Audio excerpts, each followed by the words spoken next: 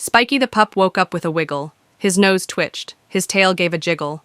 Today was the day. The plan was set. He and Piggy were off on their biggest adventure yet. Spikey, the scruffy little Cairn terrier, stretched eagerly, while his favorite plush toy, Piggy, sat by his side, ready for adventure. With eyes wide with wonder at the promise of the day, Spikey led the way through the waking city. Today, we're going to explore Toronto. Their first stop was the CN Tower. It stretched high into the sky. Do you think I could bounce myself to the top? Piggy asked. Spikey laughed. We're taking the elevator, you silly Piggy. When the doors opened, Piggy activated his toy music function. Happy birthday, blared out proudly. Nearby pups giggled. Spikey's tail wagged to the beat. At the top of the tower, Spikey stepped onto the glass floor. He froze. Piggy clung to Spikey's head like a pink pancake. The floor is gone, Piggy squeaked. A dachshund in a Hawaiian shirt moonwalked by without a care. Piggy gasped. Why would you anger the floor? Spikey wobbled, trying to stay balanced. Piggy nearly slid off his head. Tourists around them burst out laughing.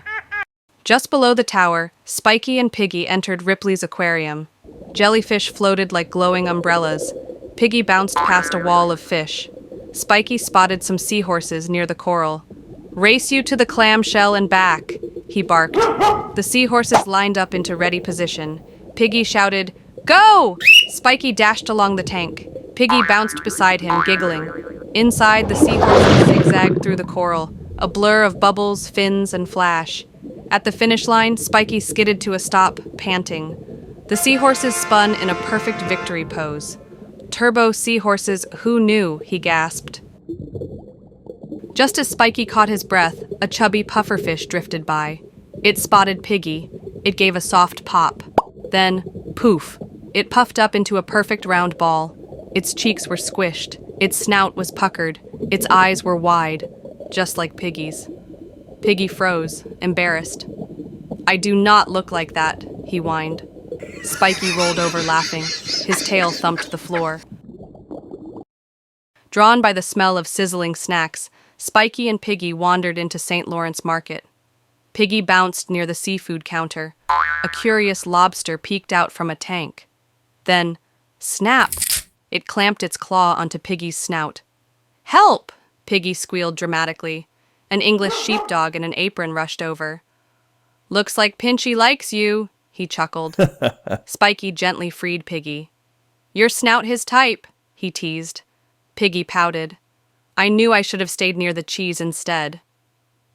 After surviving the lobster incident, Spikey and Piggy headed to Dundas Square. The city buzzed with honking cars, flashing lights, and snack carts on every corner. They stopped to watch a concert in the square. A lively puppy band was rocking the stage. When the band played one of Piggy's favorite songs, his eyes lit up. They need me on stage, he shouted. Without warning, he bounced toward the music. The happy birthday song blasted from his belly. Spikey chased after him and grabbed Piggy's ear just in time. I was this close to my big break, Piggy pouted. The only thing you'll break is your bank, Spikey teased. After the concert finished, Spikey pointed to a glowing sign nearby. Let's try something a little smaller, he said. Inside Little Canada, everything looked miniature. Have we become giants? Piggy gasped.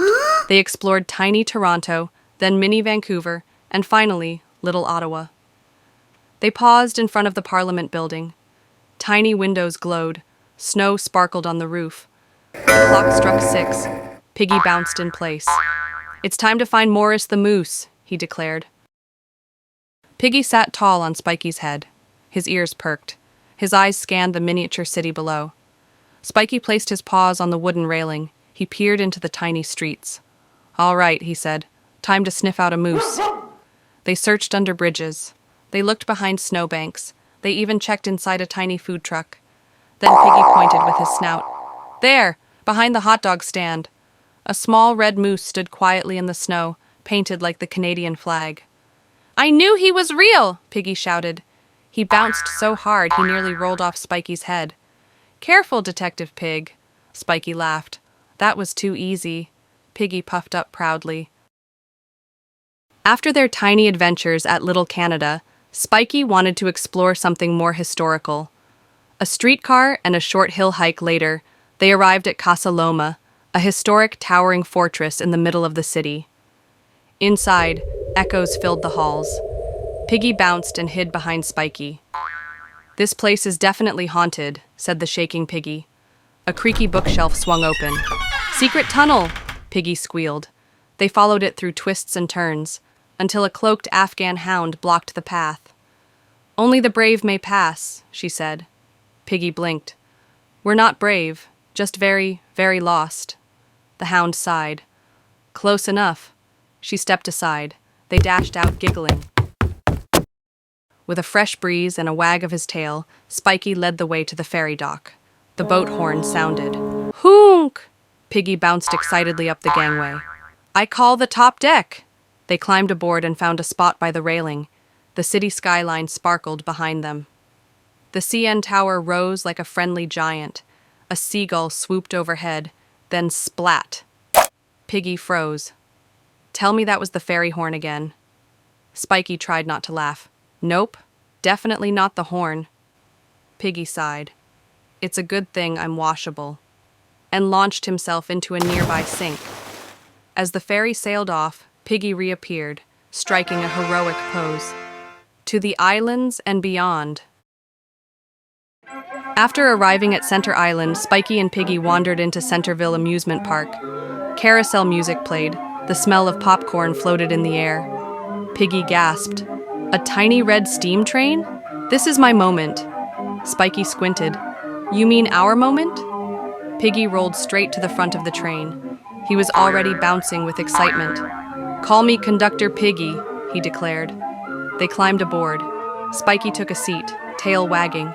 Piggy wedged himself into the coal car, soot smudging his cheeks. "Choo-choo!" The train whistled and chugged down the track past trees, fountains, and ducks. Piggy waved at everything like a royal plush sphere. Next stop, Far Enough Farm. At their final stop, the whimsical Far Enough Farm, they were greeted by John and Judy, two dignified Canada geese in perfectly tied bow ties. John gave a historical honk.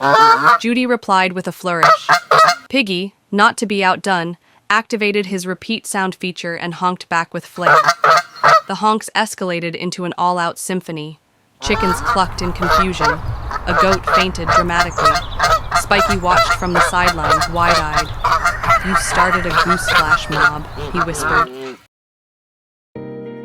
As the sun dipped below the Toronto skyline, Spikey and Piggy found a quiet bench near the waterfront. They sat side by side, watching the golden light dance across the water. The city twinkled behind them. Piggy leaned softly against Spikey and sighed. "Best day ever." They curled up close as the skyline grew dim, Piggy still wearing his lobster claw grin. Spikey let out a tired little bark, while Piggy yawned. "I'm stuffed like a park." With city lights twinkling and noses tucked tight, they dreamed of more journeys beginning that night.